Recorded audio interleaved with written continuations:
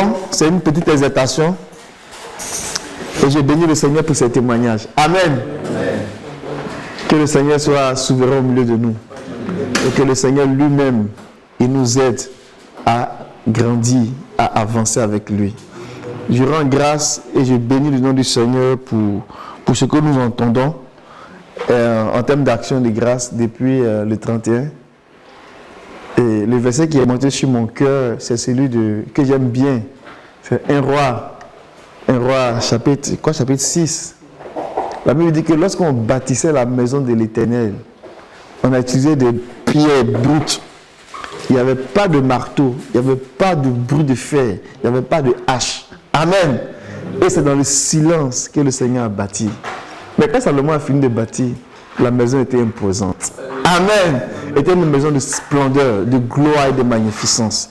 Et que le Seigneur nous bâtisse de cette façon-là. Nous qui sommes les pierres, que le Seigneur nous utilise pour bâtir sa maison. Sans le bruit des hommes.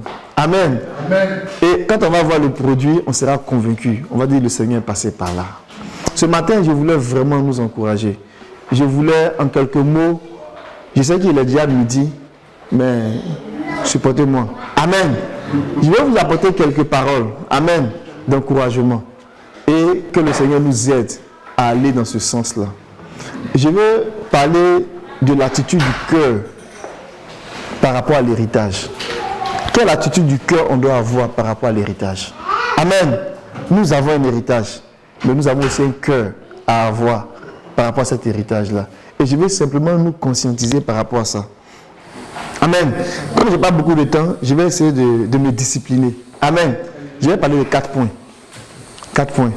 Et je vais essayer d'aller plus vite, mais ça sera vraiment très simple. Amen. Amen. Lorsqu'on parle d'héritage, il y a beaucoup de choses qu'on peut dire là-dessus. Mais je vais vous donner quelques versets pour essayer de circonscrire le périmètre que je vais toucher. Regardez rapidement dans Actes, chapitre 20. Lorsque Paul parlait aux anciens d'Éphèse,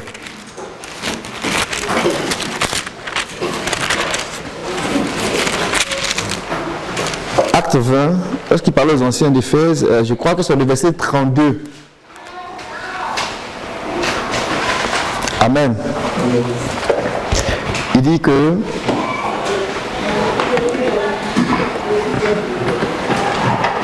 c'est lui qui a trouvé, si on m'a trouvé, on peut faire la lecture. Acte 20, verset 32.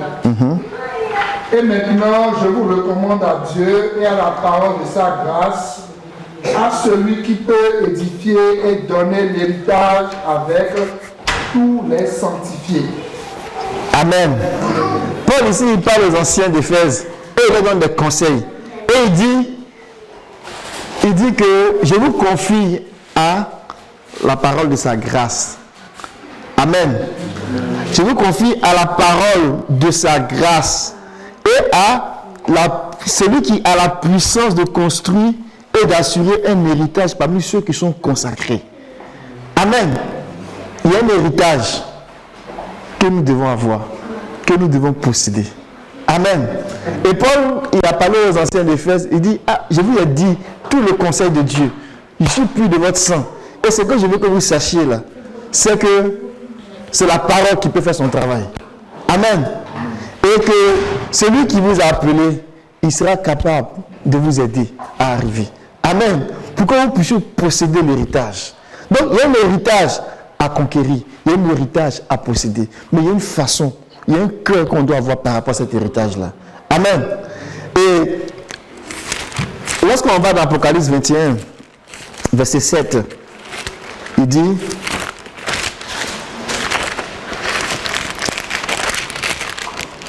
Regardez Apocalypse 21, verset 7. Celui qui vaincra héritera ces choses.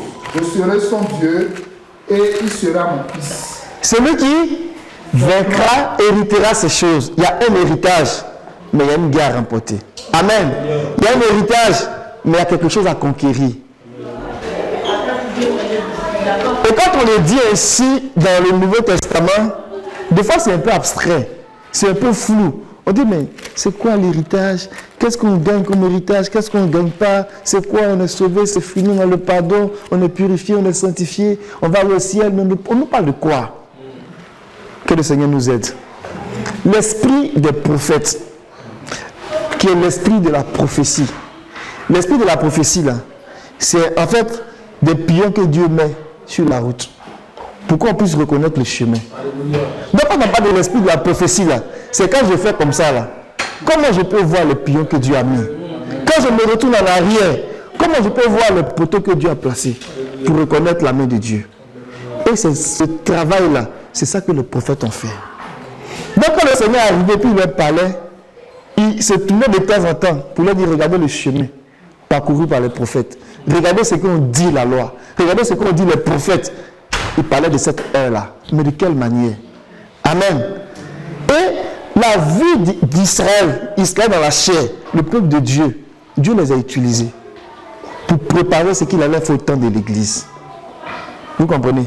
Donc quand on commence à tourner les regards et puis à rentrer à considérer les traces d'Israël, on est en train de voir par le moyen de l'esprit qui habitait les prophètes, qui habitait les anciens, on commence à comprendre qu'est-ce que Dieu nous dit aujourd'hui. Pour vous donner une idée, il y a vraiment un héritage. Le Seigneur a pris les enfants d'Israël. Ça, on le sait. En Égypte. Amen. Pour les conduire où? À Canaan. Mais Canaan, c'est une terre. C'est une terre physique. Amen. On appelle ça la vocation terrestre.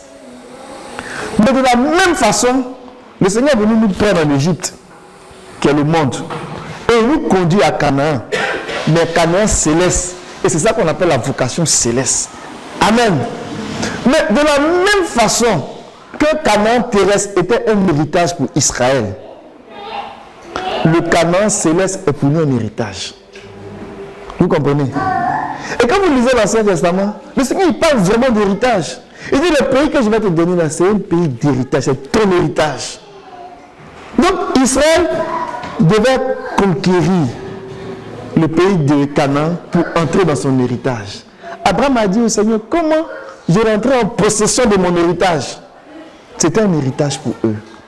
Mais comme aujourd'hui, nous devons rentrer en possession de notre héritage, l'esprit de la prophétie va nous faire comprendre comment les anciens, ils ont fait pour rentrer en possession de leur héritage. Et mais comment ils n'ont pas fait? Amen. Amen. Donc quand on considère par exemple le livre de Josué, c'est le livre là qui vient nous expliquer en fait comment ils sont rentrés en possession de leur héritage terrestre. Donc à travers Josué, on peut essayer de tirer des enseignements pour voir comment nous aujourd'hui, quelle attitude on doit avoir pour rentrer dans notre héritage. Il y a un héritage dans le temps de l'Église. Amen. Amen. Et c'est vraiment important de considérer ces choses-là. Je vais peut-être dire deux choses avant de rentrer dans les 4 points que je vais évoquer. Quand on parle de l'héritage, là, c'est qu'on doit comprendre à la fin de la journée, c'est-à-dire en conclusion, c'est que il y a deux choses à garder à l'esprit. Nous sommes l'héritage en tant que peuple, en tant qu'Église, nous sommes l'héritage de Dieu. Amen. Amen. Nous sommes l'héritage de Dieu. Et Dieu est notre héritage. Comme c'est une petite exhortation, je n'ai pas le temps de croiser les versets et puis de faire beaucoup de déclarations. Amen. Mais ce que je vais déclarer là, c'est soutenu dans les Écritures. On va lire rapidement 2 versets. Deutéronome 32.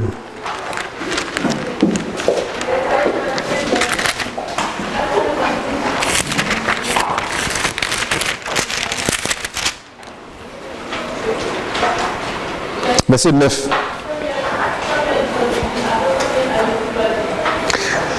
Voici une clé qu'on doit avoir, une clé pour ouvrir certaines portes par rapport à la compréhension des Écritures. Tout ce qui a été dit au sujet d'Israël, considéré comme l'Église de l'Ancien Testament. Amen.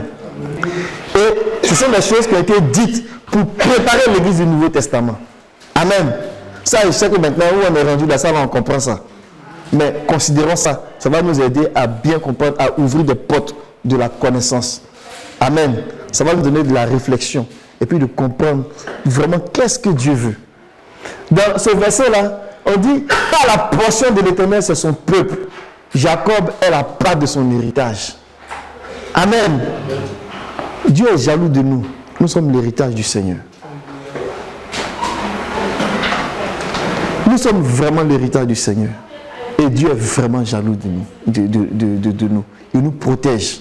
Amen. Amen. Amen. Regardez Israël. Parmi toutes les nations, quand on lit Genèse 10, 11, on parle de d'autres nations. Mais à partir de Genèse 12, c'est là que Dieu appelle Abraham pour faire de lui une nation. Donc, quelque temps après, Israël est devenu une nation. Mais parmi toutes les nations de la terre, Dieu dit qu'Israël, c'est son premier-né.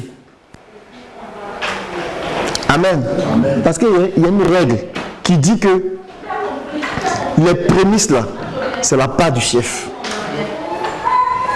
Est-ce que vous me comprenez? Les prémices, c'est la part du chef. Les prémices, là, les bons morceaux, là, c'est la part du chef. Donc Israël est prémisse de Dieu, est premier-né de Dieu. Donc c'est la part de Dieu. Amen. Donc parmi les nations là, Dieu a choisi Israël comme son premier-né. Donc Israël devient son héritage. Ça c'est vraiment important à comprendre. Et parce que nous sommes l'héritage de Dieu, Dieu va nous défendre à tous les prix. Et il est prêt à le faire. Et il le fait de façon inconsciente. Nous, je veux dire, qu'on soit conscient, qu'on ne soit pas conscient, Dieu le fait. Parce que nous sommes son héritage. Amen. Amen. On va lire un autre dans Deutéronome 19, je pense.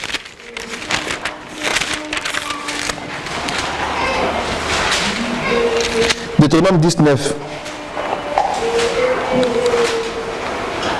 C'est pourquoi Lévi n'a ni part ni héritage avec ses frères. L'Éternel est son héritage, comme l'Éternel, ton Dieu, le lui a dit. Amen.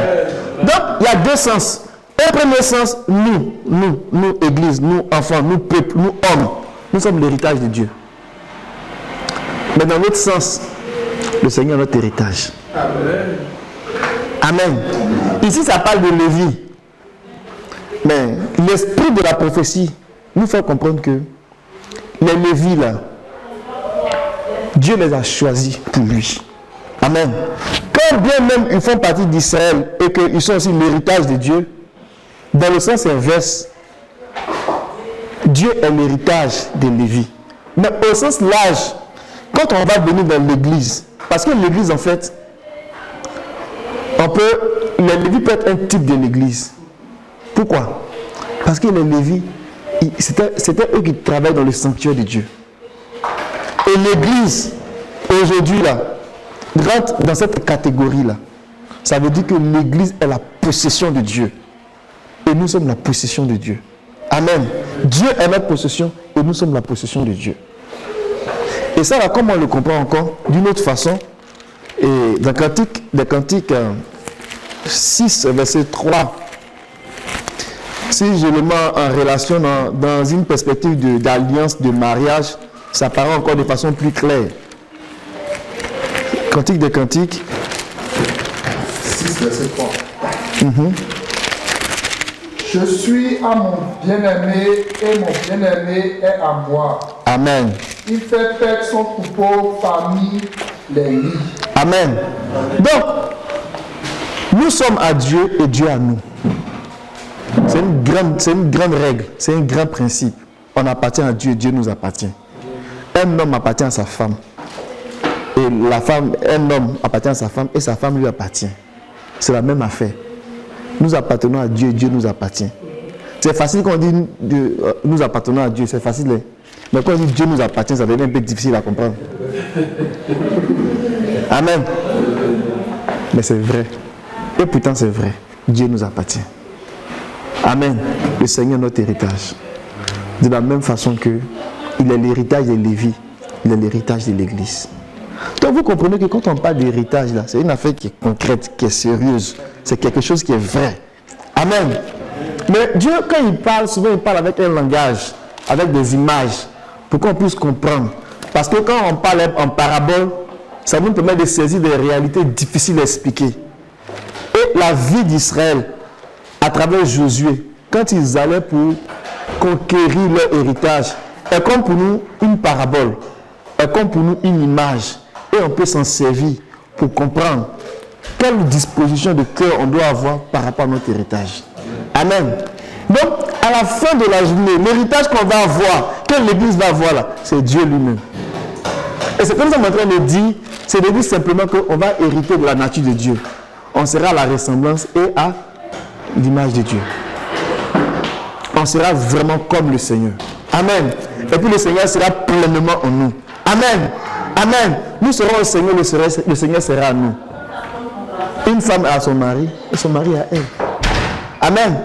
C'est la même chose. Parce que nous sommes l'épouse. Nous appartenons à l'époux et l'époux nous appartient. Et c'est comme ça. Les choses vont se passer à la fin des âges. Amen. Donc il y a un enjeu, il y a quelque chose à comprendre, il y a quelque chose à gagner. Et il y a un cœur qu'on doit avoir. Amen. Donc on ne va pas être exhaustif là. Je vais prendre quelques éléments, par exemple, d'attitude, de comportement que les gens ont eu face à leur héritage au temps de Josué. Et puis on va tirer des enseignements par rapport à ça. Le premier point, c'est que quand on parle d'héritage, je voulais vraiment que l'Église de Québec, comme un peuple, soit sensibilisé à ces choses-là. Lorsqu'on parle d'héritage, il faut qu'on ait un cœur de conquérant par rapport à l'héritage. Parce que l'héritage peut se perdre. L'héritage, là, ça peut partir, ça peut se perdre. Il faut avoir un cœur conquérant. Tu peux, par exemple, être le fils de quelqu'un qui est vraiment un enfant de quelqu'un qui est riche, qui a tout. Mais si ce dernier-là, par exemple, avant de mourir, a laissé un testament, je ne dirais pas compliqué, mais consistant, il y a certainement beaucoup de choses à faire là-dessus. Mais si tu es nonchalant, tu risques même de ne même pas prendre un centime de cet héritage-là. Il faut que tu sois quelqu'un qui se bat, conquérant, pour aller chercher ton héritage. Une chose, c'est d'être héritier. Une autre chose, c'est de rentrer en possession de son héritage. Amen. Ça, il faut qu'on comprenne ça. Et depuis Abraham, Dieu a promis à Israël, vous serez héritier, vous serez héritier, vous serez héritier. Mais vous avez toutes ces guerres qu'ils ont fait pour rentrer en possession de leur héritage. Ça prenait l'esprit de conquête. Il fallait être conquérant. Amen. Amen. Donc, une des choses que je veux qu'on comprenne ce matin, c'est que notre héritage, là, pour aller chercher, là, qu'on ait un cœur de conquérant. Ça veut dire quoi, cœur de conquérant? On va lire quelques versets. Allons-y, par exemple, dans Nombre. Que le Seigneur nous aide. Amen.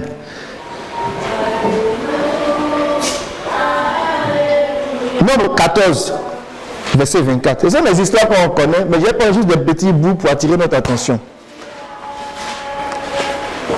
Par exemple, il dit ici, celui qui a trouvé peut faire la lecture. Nombre 14, verset 24.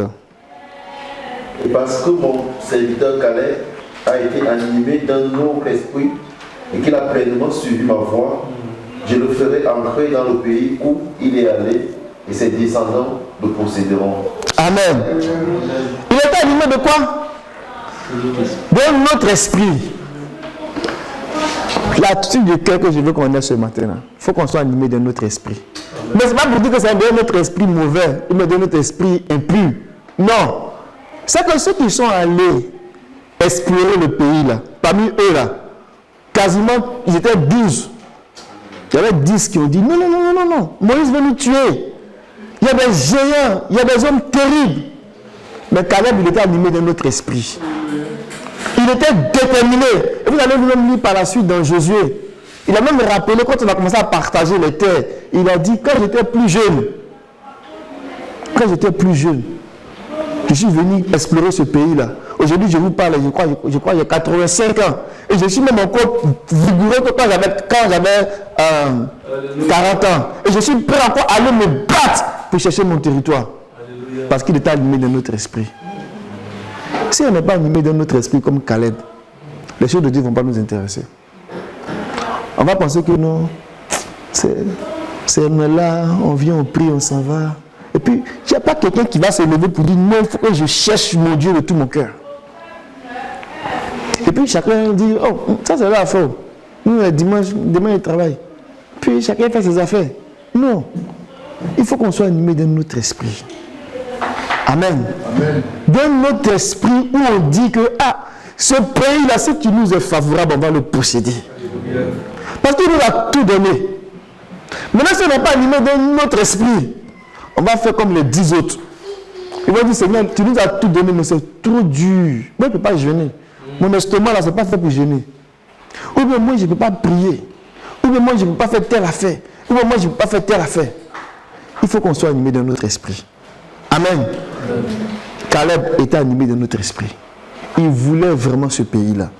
Il voulait vraiment ce pays-là. Est-ce que nous, on veut vraiment que Dieu soit notre possession? Mais Amen ne suffit pas. Il faut qu'on se lève. Amen.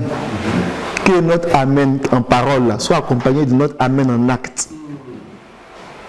Amen. Amen. Pour qu'on soit puissant en parole et en acte. Il faut qu'on soit animé d'un autre esprit. D'un esprit où Dieu, là, on dirait que tu fais ça, on dirait qu'il est pour toi seul.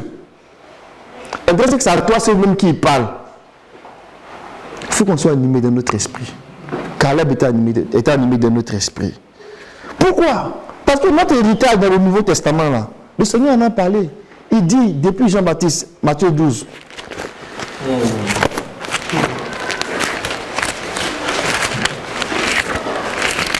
Il y a une affaire de guerre là-dedans. On dit David, il soutenait les guerres de l'Éternel. David, il faisait les guerres. Vous pensez que c'est parce que David aime Palabre? Non. C'est pas parce que David aimait Palabre. Abigail est venue vers David et puis elle a dit à David, oh mon Seigneur, toi qui soutiens les guerres de l'Éternel. Il s'est caché dans les grottes, on le poursuivait. C'est pas parce que David aimait Palabre. David avait un héritage à préserver. Et il soutenait les guerres de l'Éternel pour préserver le territoire. Et le Seigneur disait aussi quand il parlait à ses disciples, quand on lui posait la question sur qui est Jean-Baptiste, il a fait une déclaration dans les explications là. Regardez le verset, Matthieu chapitre 11, le verset 12. Depuis les jours de Jean-Baptiste, le baptiseur jusqu'à présent, le royaume des cieux est soumis à la violence. Ce sont les violents qui s'en emparent. On ne parle pas d'un autre royaume différent de ce qu'on espère, de l'héritage qu'on espère. C'est le même royaume. Amen. Il est soumis à la violence. Il est violent. Ce sont les violents qui vont s'en emparer. Des gens qui sont prêts à dire que ça là, ça m'appartient, Dieu m'a donné, je vais aller chercher. Et payer le prix qui va avec. Il y a des gens que le Seigneur a guéri. Ils voulaient forcément le suivre. Le Seigneur les regarde et lui dit non, ce n'est pas le moment. Pour me suivre là, ça prend ça. Luc 14. Il y a un prix à payer. Donc il y a un esprit conquérant qu'on doit avoir. Il y a un fort désir qui doit nous animer. Pour dire Seigneur, nous on veut ça. Seigneur, nous on veut ça. Seigneur, on attrape, on ne va pas laisser. On va rentrer avec toi. Amen. Cette disposition de cœur, il faut qu'on l'ait. Il dit dans Luc 14, il dit dans le verset, on l'a déjà lu ça ici quand on parlait de la consécration. On va lire le verset 26, on va surtout parler le verset 33. Il dit, si quelqu'un vient à moi et ne déteste pas son père, sa mère, sa femme, ses enfants, ses frères, ses soeurs, et même sa propre vie, il ne peut être mon disciple. Amen. Il faut finir de faire tout ça pour que tu sois son disciple. C'est lui qui le suit. Amen. Ça c'est pour le suivre. Pour être son disciple.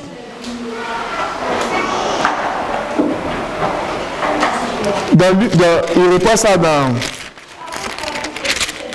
Luc 9, verset 23. Si quelqu'un veut venir à ma suite, qu'il se réunit lui-même, qu'il se charge chaque jour de sa croix, qu'il me suive. C'est le même esprit. Il vient résumer ça ici en 3. Amen. À 3 niveaux. Il dit, il faut réunir à soi-même. Il faut porter sa charge. Puis il faut le suivre. Dans Luc 14, verset, on a lu le verset 26. Le verset 25, il dit, ainsi donc, quiconque d'entre vous ne renonce pas à tous ses biens ne peut être mon disciple. Donc, il y a comme une attitude qu'on doit avoir qui est de se faire violence.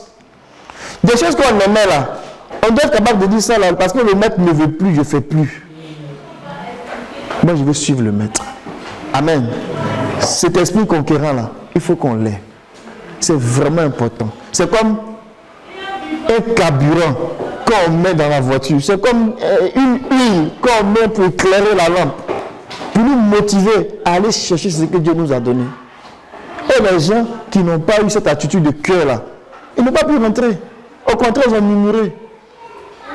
Ils ont murmuré, ils se sont plaints de Moïse. Est-ce qu'il n'y a pas de tombeau en Égypte? Pourquoi on veut mourir au désert? Parce qu'ils n'ont pas eu l'attitude de conquérant. Amen. Amen. Je vois le temps qui avance, mais je pense que pour ce premier point-là, vous avez compris où est-ce que je veux m'en aller. Donc, avoir une attitude de cœur, de conquérant, ça c'est vraiment important. C'est vraiment important si on veut rentrer en possession de notre héritage. Le deuxième élément que je veux souligner, c'est la compromission. La compromission. Par rapport à l'héritage, si on veut rentrer dans l'héritage, là, il ne faut pas qu'on se compromette. Il y a 3 points que je vais donner là-dedans. Et ce sont des histoires qu'on connaît. Par exemple, dans la compromission, on peut avoir, par exemple, un point où, avec le livre de Josué, on a vu les Gabaonites. Vous vous souvenez de ça, hein? On avait une fois prié là-dessus ici. Les Gabaonites, c'est un peuple qui a usé de ruse. Parce que le Seigneur a dit à Israël, le pays où vous allez là, où vous allez rentrer là, soyez sans pitié. Tout ce qui respire là, éliminez ça. Pour que vous puissiez posséder le pays et rester dans le repos. C'est quand même difficile à concevoir ça. Mais c'est la parole du Seigneur. C'est à ce prix-là qu'ils allaient suivre et puis rester dans le pays. Mais pendant qu'ils faisaient ce travail-là, ils étaient confrontés à des situations qu'il fallait gérer. Donc dans la compromission là, il y a peut-être 2 ou 3 distinctions qu'on peut faire. Il y a un niveau de compromission où le diable lui-même là, il va user de ruse. Et puis on ne sait pas.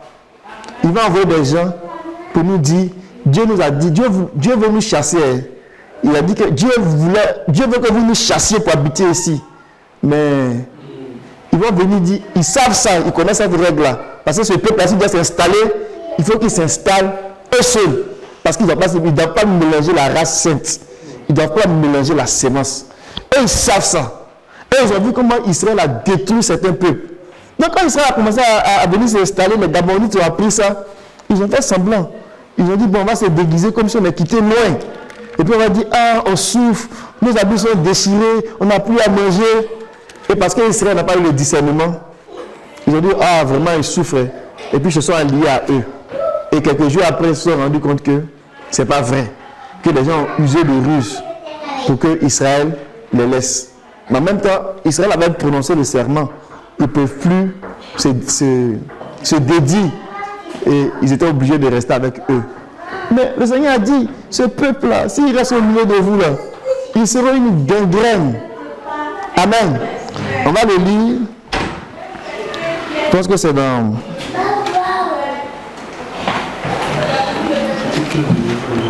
C'est Nombre 33. Chapitre 9 de Josué. Oui, on va lire le Gabonais, mais Nombre 33 pour expliquer le principe là.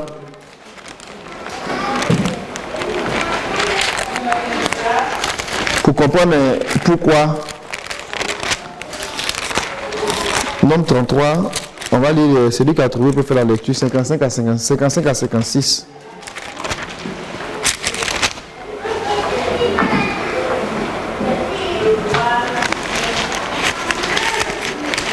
Nombre 33, verset 55. À 56. Mais si vous ne chassez pas devant vous les habitants du pays, ceux d'entre eux que vous laisserez seront comme des épines dans vos yeux et des aiguillons dans vos côtés. Ils seront vos ennemis dans le pays où vous allez vous établir. Et il arrivera que je vous traiterai comme j'avais résolu de les traiter. Amen. C'est un principe. C'est un principe. C'est que le pays qui devait posséder, une fois qu'il est dans le pays, s'il trouve un peuple, il faut que ce peuple se sépare d'eux. Pourquoi? Parce qu'eux, ils adoraient d'autres dieux, ils ne connaissaient pas le Seigneur. Donc s'ils se mélangent, à coup sûr, ils vont mélanger l'adoration. Ils vont mélanger tout ce qu'il faut faire et qui va plaire à Dieu. Là, ils vont commencer à changer les choses. Pourquoi? Parce qu'ils n'ont pas la loi. Donc le Seigneur venait ici pour leur dire que ne négociez pas. Éliminez tout ce qui respire. Installez-vous vous seul. C'est quand même terrible quand tu entends dire mais ils n'ont pas de cœur ou quoi. Ce n'est pas une question de cœur. C'est une question de... C'est une loi. C'est une loi. Là où le Seigneur te dit va et fais ça là. Le Seigneur sait pourquoi il dit ça. Vous avez vu Salomon, non? Le Seigneur l'a dit ne faites pas ça. Il se croyait tellement sage et intelligent. Je vais m'organiser. Je sais comment je vais parler. Moi, je suis sage. Je connais les paroles que je vais dire. Il a pris une femme, 2, 3, 4, jusqu'à 700 femmes. Ça ne va pas suffire. Il avait pris 700 femmes là. Ce sont 700 princesses. C'est-à-dire que ce sont les enfants du roi. Les parents sont des rois. Et il allait chercher des femmes de second rang. Ceux qui sont des femmes comme ça, qu'on appelle des concubines. 300. Pour chacune d'elles, il a fait un hôtel de dieux étrangers. Vous savez combien d'hôtels? 1000. Est-ce qu'on peut penser à ça? Est-ce que Salomon peut faire ça? C'est lui à qui Dieu lui a apparu 2 fois. Parce qu'il a dérogé à la loi. La loi dit que tu ne peux pas négocier. Faut pas... Tu dis non, je sais comment je fais. Le Seigneur est fidèle. Ça va régler ça. Amen. Et souvent, quand par exemple on parle du mariage, et puis de ne pas s'allier à quelqu'un qui n'est pas né de nouveau, ou bien qui n'est pas chrétien, là. C'est de ça qu'on parle. Oh non, moi je sais comment je vais parler. Je sais comment je vais mettre les mots. Et puis il va finir par comprendre, mais un va finir par comprendre. On dit, bon, ok, c'est ça que tu veux faire. Faut faire. Il n'y a rien de nouveau sur le soleil. Salomon a fait ça. L'homme qui était sage, même on venait de partout pour l'écouter, il a fait ça. Il a conduit Israël dans la catastrophe. Amen. Donc quand Dieu dit de ne pas faire la compromission, là, c'est pour nous garder nous-mêmes. Amen. Amen. Donc souvent, il y a des choses que Dieu ne veut pas qu'on fasse. Mais c'est nous, on va aussi jouer les intellectuels. Ah, je sais comment je vais gérer ça. Le Seigneur lui-même, il comprend ma situation. Ou bien tu fais des affaires, c'est pas clair. Tu fais des fausses déclarations. Et puis le Seigneur même le comprend. Dans ce pays-là, si tu ne fais pas ça, tu ne vas pas vivre. Puis tu te compromets. Amen. Mais ça va te rattraper après. Or, personne ne doit nous juger. Amen. À cause du témoignage, personne ne doit nous juger. Personne ne doit nous juger. Nous, on appelle à juger même les anges. L'église, quand elle sera glorifiée, là, elle va juger les anges. Dans l'Ancien Testament, là, l'église de l'Ancien Testament, là, c'était les anges qui leur disaient quoi faire. Est-ce que vous me comprenez?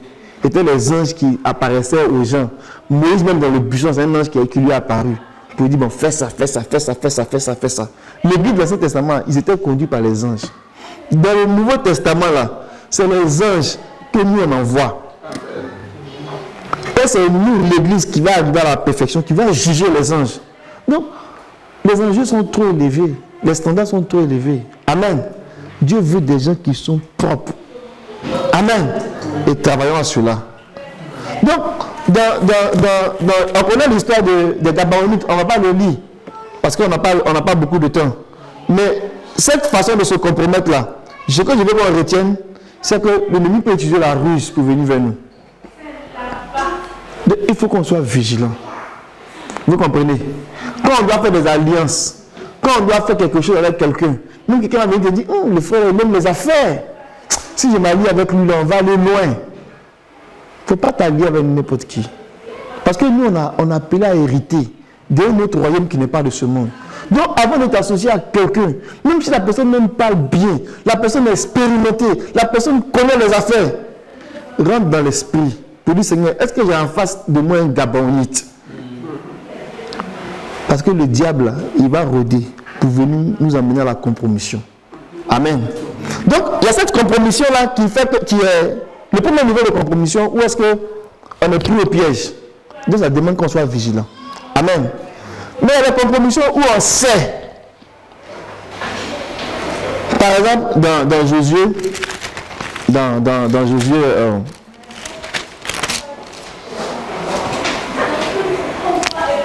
dans Josué 17, les enfants de Joseph, ils ont commencé à posséder le pays. Et puis, ils étaient là. Ils savaient ce que Dieu avait dit. Josué 17, on va lire le verset 11.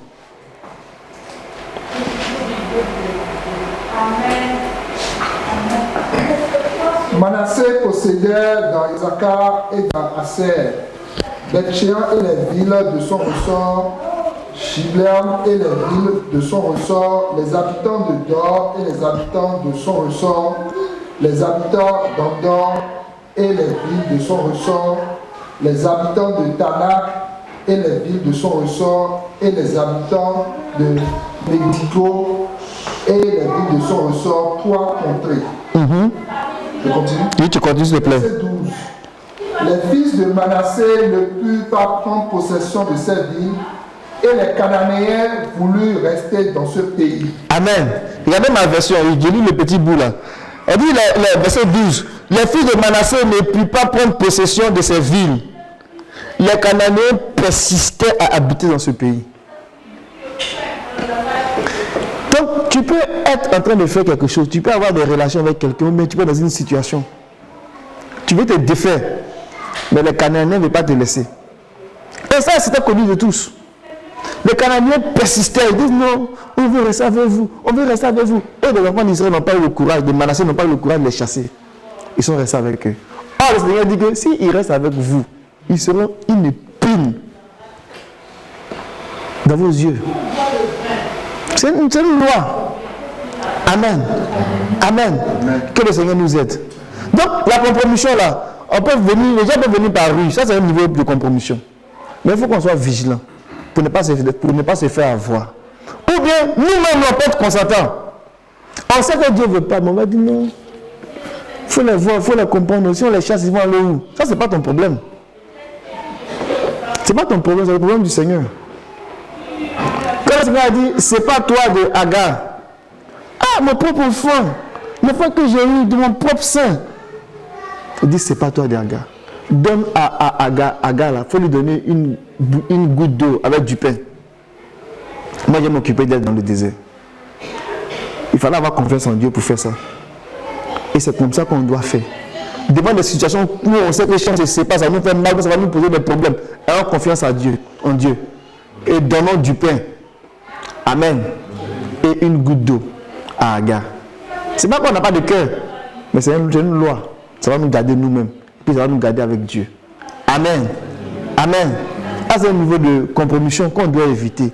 Un troisième niveau de compromission, c'est quand ils sont allés battre Haï. Comme je dis, on n'a pas le temps de...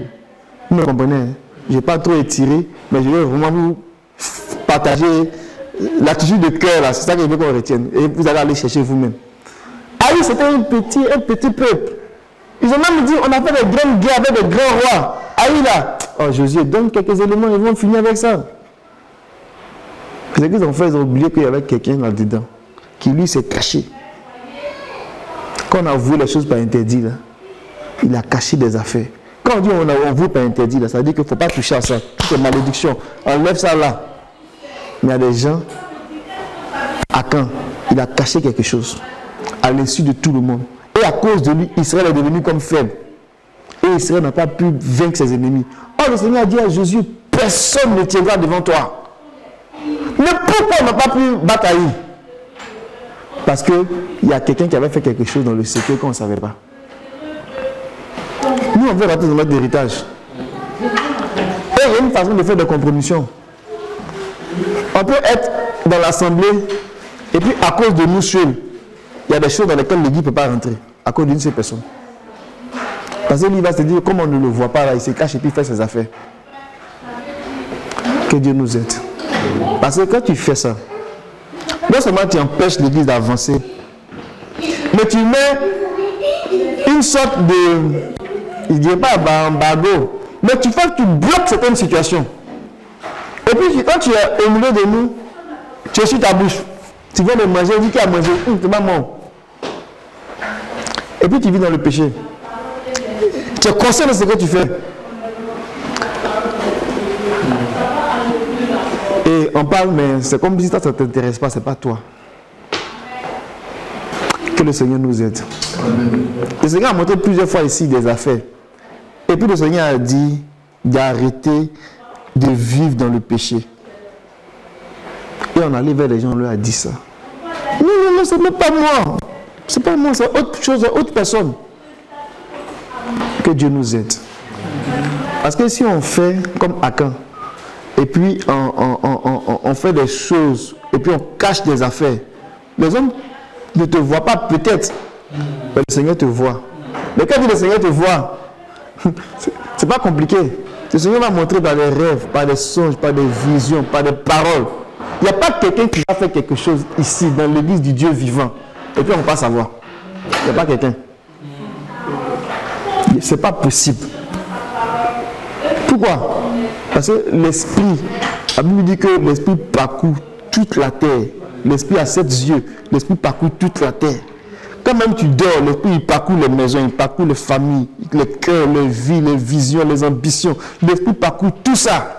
Et puis l'esprit est capable de dire à tel, il faut prier pour tel, parce qu'il a tel problème. Donc, en tant que peuple, en tant qu'église, si on veut rentrer en possession, on doit éviter la compromission. Les affaires où on se cache, ah, personne ne m'a vu. Bon, le frère ne m'a pas vu, je sais que c'est correct. Pasteur tel ne m'a pas vu, je sais que c'est correct. Non, on va te voir forcer. L'esprit va te voir. Et puis l'esprit va te dire, commençons clan par clan, famille après famille. Commencez à fouiller jusqu'à, on va identifier le mal et puis on va l'ôter du milieu de nous. Parce qu'on doit avancer. Amen. Jésus est venu pleurer. Seigneur, pourquoi on n'avance pas? Qu'est-ce qui se passe? Le Seigneur dit non, c'est parce qu'Israël a touché un interdit. Donc, il ne faut pas qu'on cherche les voies détournées. Ayons un cœur sincère vers le Seigneur. Amen. Parce que l'héritage là, pour prendre ça là, ce n'est pas seulement d'une seule personne. On doit rentrer collectivement et individuellement. Amen. C'est vraiment important. C'est vraiment important. Amen. Amen. Amen. Que Dieu nous aide. Regardez l'histoire des enfants d'Israël. Quand ils devaient rentrer dans le pays, il y avait deux tribus ennemies. La tribu de Manassé, la tribu de Ruben, la demi-tribu de Manassé, Ruben et c'est Gad. Ils étaient nombreux. Donc, ils avaient des brebis, ils ne pouvaient pas vraiment avancer au même rythme que les autres. Donc, à l'entrée du pays de Canaan, de l'autre côté, avant de traverser le Jourdain, ils ont dit à Moïse, on est trop nombreux. Vraiment, il faut nous laisser ici. Et puis, on va s'installer. Ah, Moïse n'était pas content. Moi, c'est le nombre 32, non? C'est le nombre 32. C'est une affaire de guerre. Moïse a dit non, on va nous tous pour rentrer et puis vous voulez rester ici. C'est comme ça que d'autres ont fait, puis ils sont morts dans le désert. Ils ont commencé à expliquer à Moïse, non, ce n'est pas notre intention. Pas parce qu'on veut se rebeller, parce qu'on est trop nombreux. Mais si tu nous donnes la terre là, nous quand on va rentrer à Canaan là, on va laisser nos enfants, nos brebis ici, mais on va aller combattre avec les autres jusqu'à ce que le reste rentre dans leur repos. Et puis nous maintenant on va retourner. Donc, c'est une affaire collective. C'est tout le monde. Amen. Amen. Et c'est ça qu'on doit comprendre. Les plus avancés doivent travailler pour faire rentrer les plus faibles et les installer. Et puis après, maintenant, retourner à leur héritage. Il y a beaucoup à dire. Mais on doit avoir vraiment un cœur où on comprend que c'est individuellement, mais c'est aussi collectivement. Regardez par exemple le verset, c'est le chapitre 32, le verset 6. Moïse dit au fils de Gad, au fils de Ruben, vos frères iraient à la guerre et vous resteriez ici. Non, vos frères iraient à la guerre et vous resterez ici. On a dit que posséder l'héritage, c'est une question de guerre, c'est une question de conquête. Donc alors que l'Église faire le programme de jeûne, alors que l'Église organise des temps de prière, parce qu'on veut aller à la conquête, alors qu'on veut en train de s'armer pour aller à la guerre, pour aller chercher ce que le Seigneur nous a donné. Il y a d'autres qui veulent s'asseoir, les uns vont aller à la guerre, et puis ils vont s'asseoir tranquillement. Moïse dit non, ça ne marche pas de même. Il dit alors qu'on va à la guerre, vous voulez vous asseoir pour vous reposer. C'est là que j'ai expliqué à Moïse que non, on ne veut pas se reposer. Notre intention, ce n'est pas de nous reposer. Parce qu'il y a des gens, leur intention, c'est de se reposer. Nous ne devons pas nous reposer. Tant qu'on n'a pas pris possession de tout le territoire. Amen. Nous avons des guerres à mener. Quand on écoute par exemple le témoignage du frère Jean-Philippe, peut-être que c'est lui qui a rendu son témoignage. Il y a peut-être beaucoup de témoignages comme ça. Il avait des guerres à mener. Des guerres dans sa famille, dans sa maison, ses enfants, son travail. Il avait des guerres à mener. Mais si on dort, qui va remporter ces guerres-là?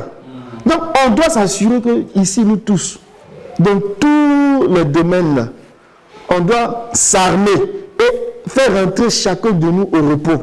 Ceux qui sont dans le repos là, et puis qui sont suffisamment armés, ils doivent veiller à ce que tout le monde soit dans son repos avant maintenant de retourner à la base. Est-ce que vous me comprenez? C'est à ça que Dieu nous appelle. Et c'est cet esprit-là qui doit nous animer. C'est pas moi je réfléchis dans mon coin, tout va bien chez moi. Non, on doit être animé d'un esprit de conquête, individuellement, collectivement. Amen. J'espère que ce point-là vous avez compris. La compromission. Vraiment, ne donnons pas de place à la compromission. Que ce soit par ruse, que ce soit volontaire, que ce soit par consentement, ne donnons aucune place à la compromission. Parce que des fois on sait des choses et puis on va argumenter. Ça énerve le Seigneur. Quand la parole est claire et puis on va argumenter, il n'est vraiment pas content. Donnons pas de place à la compromission. Si on argumente, il va laisser faire. On va dire non, Dieu est d'accord avec moi. Il n'est pas, c'est pas un homme. C'est pas un homme. Amen. Il dit, les pensées du Seigneur sont au-dessus de nos pensées. Amen. Amen. Amen. Que Dieu nous aide. Je vais attaquer l'autre point. Donc, si je me résume, le premier point, l'esprit de conquête. Ça, c'est clair. Le deuxième point, l'esprit de compromission. Il y a 3 niveaux là-dedans. Ça, c'est clair. Il y a un verset qu'on pourra lire pour l'esprit de compromission dans le Nouveau Testament pour qu'on puisse comprendre qu'on n'a vraiment rien à voir. Dans 2 Corinthiens chapitre 6, verset 14. C'est vraiment important de garder cet esprit-là saint contre toute compromission. Il dit, ne formez pas avec les non-croyants un attelage disparate. 2 Corinthiens chapitre 6, verset 14. Ça ne veut pas dire qu'il ne faut pas vivre avec les gens. On travaille, on vit avec des gens, on cohabite avec des gens. Mais ici, là, on parle de s'allier en esprit avec des gens qui ne partagent pas la même croyance que nous. Amen. De faire attention. Ne formez pas avec les non-croyants un attelage disparate. En effet, quelle association peut-il y avoir entre la justice et le mal? Quelle communion entre la lumière et les ténèbres? Quel accord entre le Christ et Bélial? Quelle part pour le croyant avec le non-croyant? Les Écritures sont très claires. Il n'y a pas de part, c'est une loi, c'est une règle. Si toi tu veux trouver une part, le Seigneur va laisser faire. Mais ça va te rattraper. Ça sera une épine dans tes yeux. Que Dieu nous garde. Quel contrat pour le sanctuaire de Dieu avec les idoles? En effet, nous sommes le sanctuaire du Dieu vivant. Ainsi que Dieu l'a dit, j'habiterai, je marcherai au milieu d'eux. Je serai leur Dieu et ils seront mon peuple. Aussi, sortez du milieu d'eux et séparez-vous, dit le Seigneur. Ne touchez pas à ce qui est impur et moi je vous accueillerai. Je serai pour vous un père et vous serez pour moi des fils et des filles. Amen. Dit le Seigneur Dieu Tout-Puissant. Donc, je pense que ça c'est saisi. Je vais aller au point 3. Troisième attitude du cœur. C'est la négligence. Il va se dire, mais comment ça? Regardez dans Josué. C'est étonnant et c'est surprenant. Ils ont tué presque tous les rois. La Bible dit que le pays était devant eux. Allez-y chercher votre héritage. On a traîné les pieds. Faire les réunions, on ne vient pas aux réunions. On a d'autres programmes. On fait le mois de jeûne, ça ne nous intéresse pas, on a d'autres programmes. Mais comment on peut grandir? Comment on peut grandir? On ne peut pas grandir. Je vous dis, on ne peut pas grandir. Regardez Josué 18. À partir du verset 1. Toute la communauté des Israélites se rassemblait à Silo. C'est là qu'ils s'installaient c'est là qu'ils installèrent à demeure la tente de la rencontre. Le pays était soumis devant eux. Ça veut dire qu'il n'y avait plus rien qui pouvait s'opposer. Le Seigneur a tout payé, tout est fait, tout est accompli. Il n'y a pas quelque chose qui va t'empêcher de rentrer là-dedans. Cependant, regardez ce que les gens ont fait. On dit qu'il restait 7 tribus des Israélites qui n'avaient pas encore reçu leur part de patrimoine. Pourquoi? Verset 3. Jésus dit aux Israélites, jusqu'à quand négligerez-vous d'entrer en possession du pays que le Seigneur, le Dieu de vos pères, vous a donné? Ça veut dire qu'il y avait un problème de négligence. Ce n'est pas qu'ils devaient forcément aller se battre. On dit que le pays était soumis devant eux. Le Seigneur a payé le prix, tout est fait, tout est accompli. Mais on remet toujours à demain. Demain, il est fait. On va voir ça après. Toutes les choses, tout ce que tu dois faire pour aller chercher le Seigneur là, pour toi, tu as toujours le temps. Oh, si on n'a pas fait ça aujourd'hui, on va faire ça demain. Le temps de la grâce là, c'est une fenêtre. Ce n'est pas éternel. Le temps de la grâce là, ça s'ouvre et ça se ferme. Les 10 jours, on a vu ça. Le temps de la grâce, quand on dit grâce là, c'est une fenêtre de temps. Ce n'est pas éternel. Amen. Oh, on est sur la grâce. Vraiment, le Seigneur est bon Dieu. Oh, on est sur la grâce. Et puis tout ce qu'on fait, c'est grâce. Puis on ne traîne pas aucun zèle, aucun amour, aucun sel sur nos offrandes. Et puis on fait nos affaires. Pour nous, on a toujours le temps. Avec Dieu, on a toujours le temps. Mais pour les hommes là, on se lève à 4 h du matin. On se lève à 2 h du matin. On paye le prix. Des fois, on ne demande pas même. On peut travailler 24 h sur 24. Mais quand c'est pour Dieu, on peut toujours reporter. Parce que Dieu, il comprend. Dieu ne comprend pas, hein? Dieu ne comprend pas. Il comprend parce qu'on est dans la grâce. Mais arrivé à un moment donné, il va dire, je ne te connais pas. Non, Seigneur, tu sais, je ne te connais pas. La porte est fermée. Le temps de la grâce, là, c'est une période, ça se ferme. Que Dieu nous donne un cœur pour considérer ces choses-là. Et ils étaient là, le Père était soumis devant eux. Tout est là, la parole est là, il y a tout ce qu'il faut pour grandir. Ils négligeaient.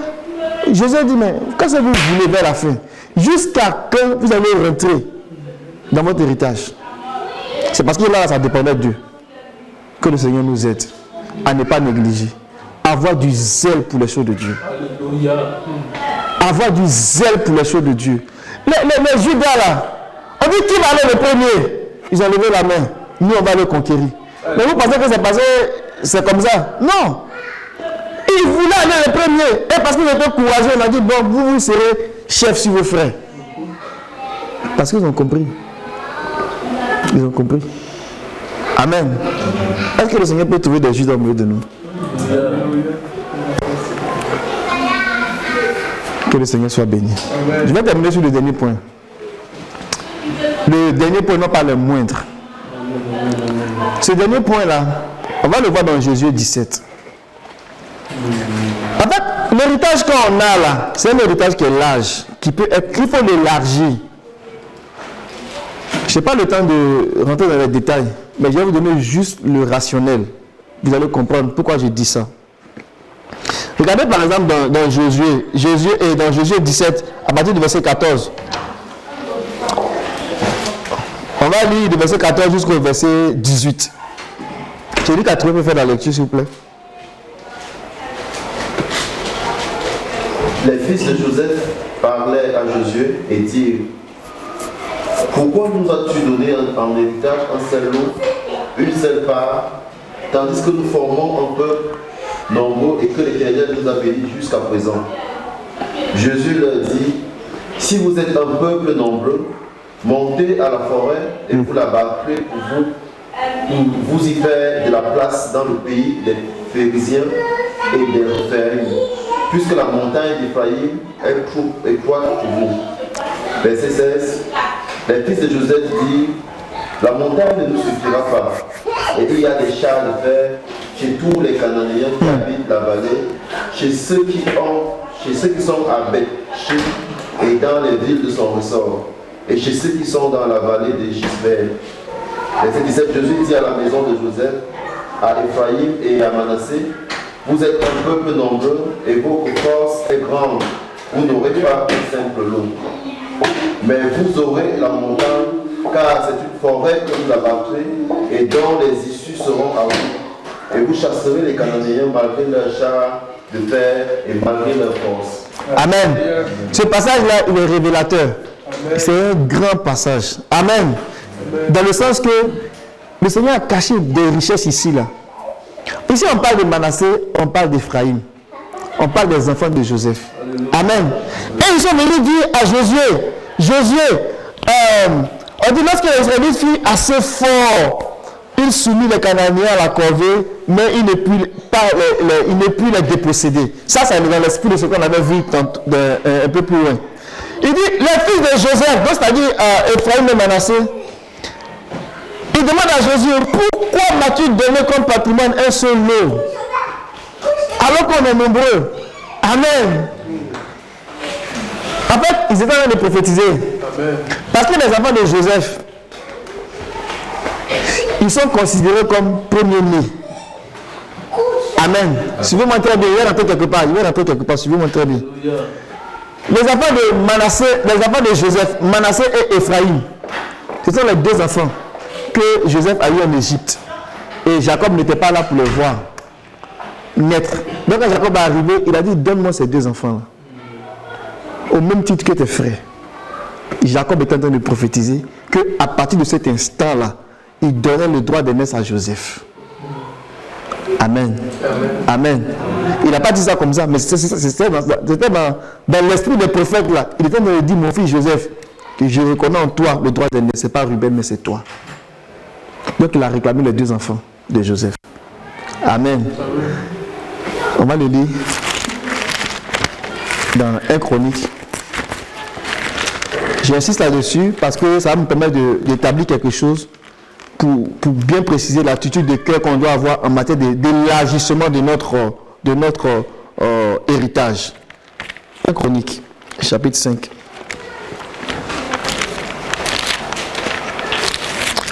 Que le Seigneur nous fasse grâce. Que l'esprit des prophètes nous a... L'esprit, c'est pas l'esprit des révénants, l'esprit qui animait les prophètes. Alléluia. L'esprit de la prophétie nous fasse comprendre ces choses-là. Amen. L'esprit de Christ qui était dans les prophètes. Ce n'est pas l'esprit révénant des prophètes, c'est pas ça.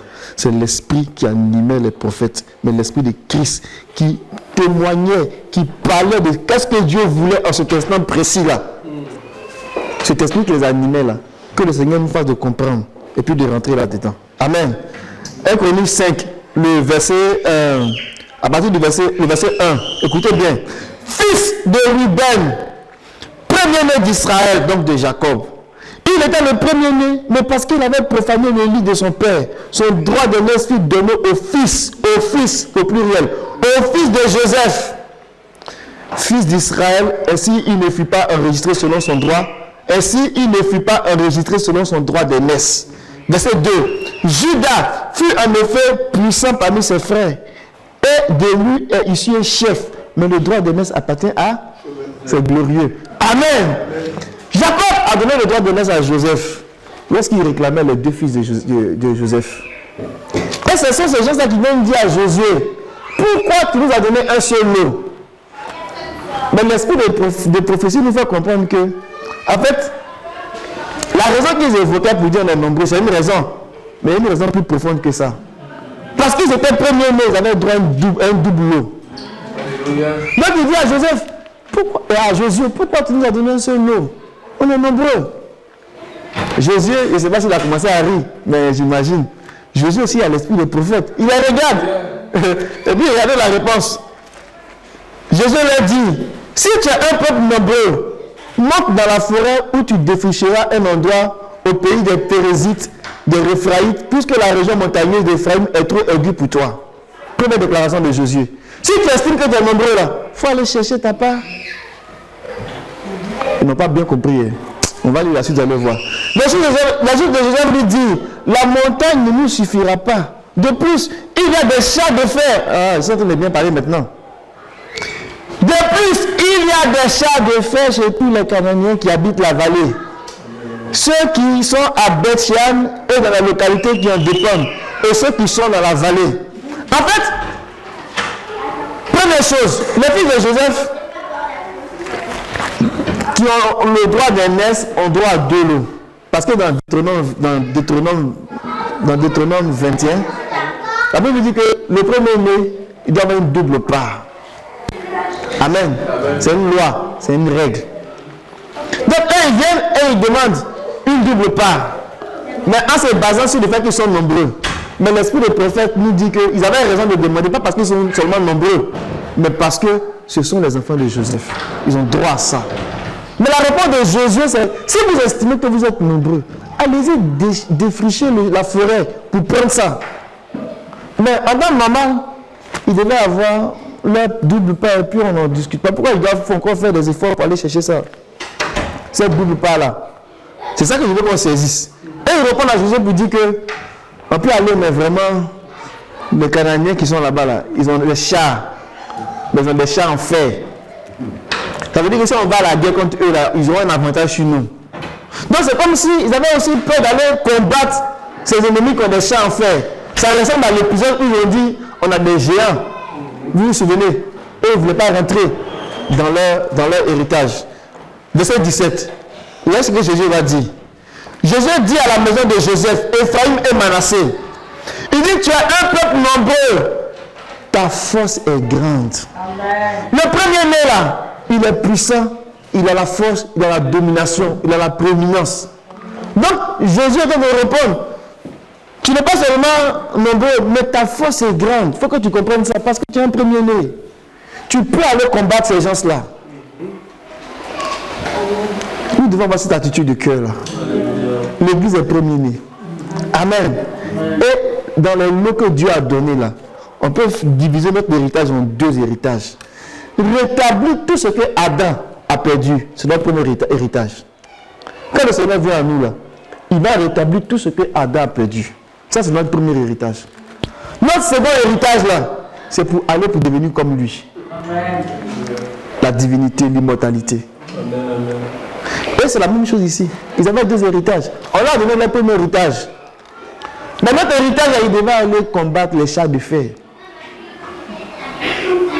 Et nous aussi, c'est pareil. Notre deuxième héritage pour l'immortalité, là, ce sont les vainqueurs qui vont gagner ça. Mais les vainqueurs de quoi? Ce sont les vainqueurs qui vont garder leur premier amour. Les vainqueurs de quoi? Les vainqueurs qui vont sortir vainqueurs, qui vont combattre les persécutions et qui vont garder la foi, comme l'église de Smyrne. Premier amour, c'est l'église d'Éphèse. Vainqueur de ça.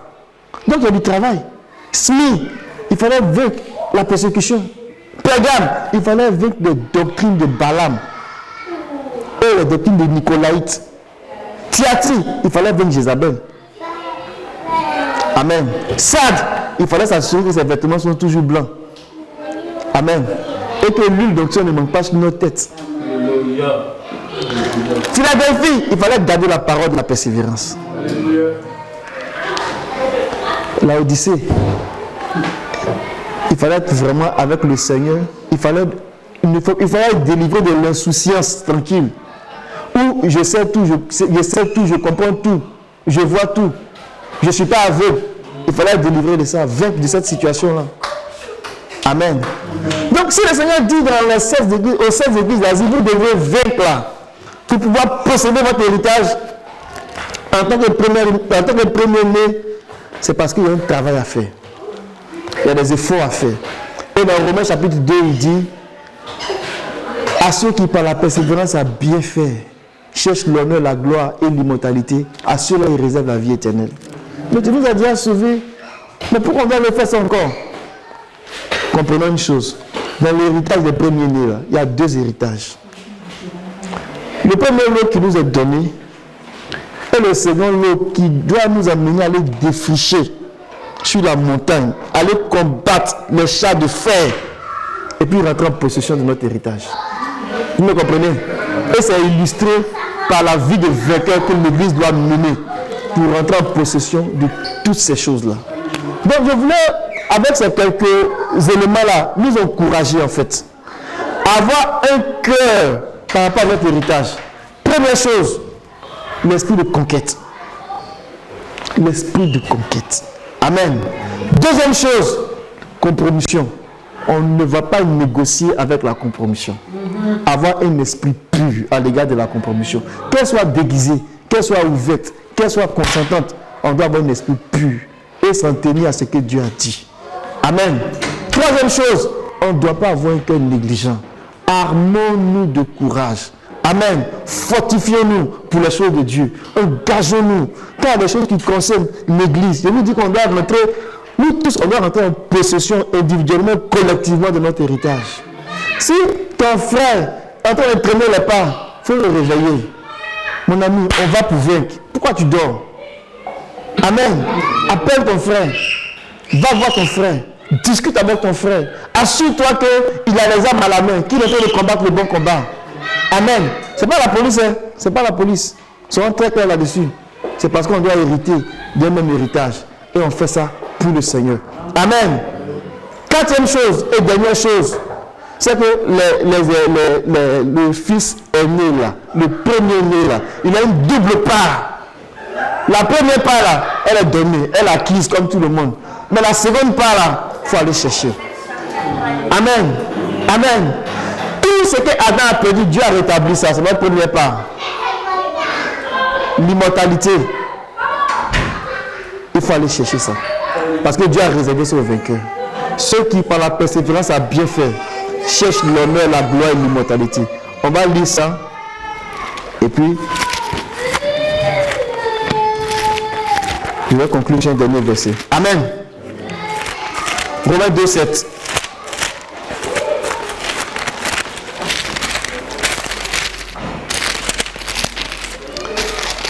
Romains 2, 7. Verset 6, pardon. 6 à 7. Qui rendra à chacun selon ses œuvres, vie éternelle à ceux qui, par leur persévérance dans une œuvre bonne, cherchent la gloire, l'honneur et l'immortalité. Amen. Amen. Il y a du travail. Et Dieu aime ceux qui travaillent. Dieu aime ceux qui travaillent. Alléluia. Alléluia. Nous devons travailler. Travailler comme cette femme-là. Je termine avec ce verset-là dans Proverbe 31. Travailler comme cette femme-là. Qui ne se fatigue pas. Quand on dit ça, on parle d'une femme, hein, on parle de l'église. Amen. On parle de l'église. On ne parle pas d'une femme seulement, femme. On parle de l'église. Et le frère Memel, quand il a parlé un peu de ça, quand on a parlé des lampes. Regardez le verset 18. Proverbe 31, verset 18. Il dit, elle sent ce qu'elle gagne et sa lampe ne s'éteint pas la nuit. Amen. Donc, ce n'est pas d'une seule femme. On parle de la Vierge. On parle de la femme qui attend l'époux. On parle de la femme qui se prépare, qui veille à ce que l'huile soit dans la lampe. Amen. Amen. Le verset que je voulais partager avec vous, c'est le verset 22. On va dire dans d'autres versions différentes. Elle se fait des couvertures et des vêtements de fin lin et pourpre rouge. Quelqu'un a une autre version? Elle se fait des couvertures, elle a des vêtements de fin lin et de pourpre. Alléluia. Alléluia. C'est vraiment glorieux. C'est vraiment très glorieux. Cette femme-là, elle a le souci de se faire des vêtements. Deux types de vêtements. Des vêtements de fin lin pour la sacrificature. Amen. Et des vêtements de pourpre pour la royauté. Amen. Donc, travail pour le sacerdoce royal. Fin lin. Comme les enfants d'Aaron, ils habillent en fin lin. Avoir la bonne morale, la vie morale pure selon le Seigneur. Et s'habiller en pourpre, qui est le symbole de la royauté, de la domination. Et c'est ça que Dieu est en train de faire.